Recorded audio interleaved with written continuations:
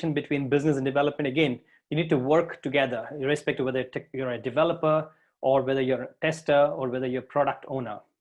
You need to work in tandem with the business and to make sure that you're delivering a business value, because end of the day, technology is just an enabler. It's just a medium for you to deliver something. Previously, I remember we used to have COBOL, we used to have Fortran, Pascal, C, C++, all those, all those technologies. How long do you think they were there?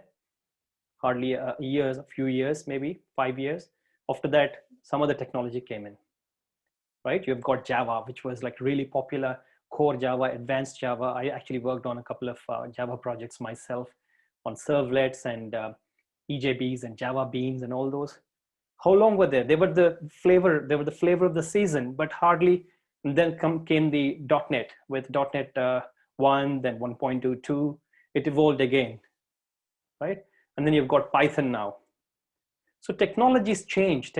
Even on the back end, you've got Oracle, you've got MySQL, SQL, and now we've got NoSQL, meaning you've got like non-relational databases, which are the flavor of the season.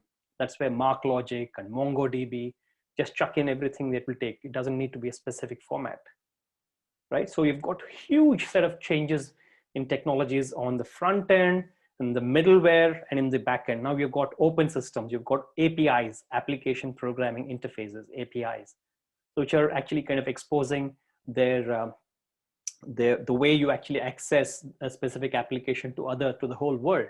So now you've got this API concept. It was not there before. It was the SOA, service-oriented architecture, closed systems.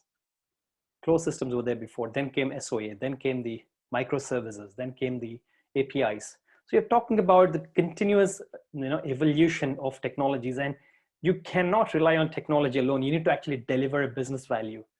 If you do not deliver a business value, that's the end of the product. I was talking about the Concorde jet the other day. It was fantastic. It's a great technological marvel, but then it was a failure. It was a flop show because it was not generating enough revenue. There was not much coming out of it. Who would like to actually travel from London to New York in flat 4 hours?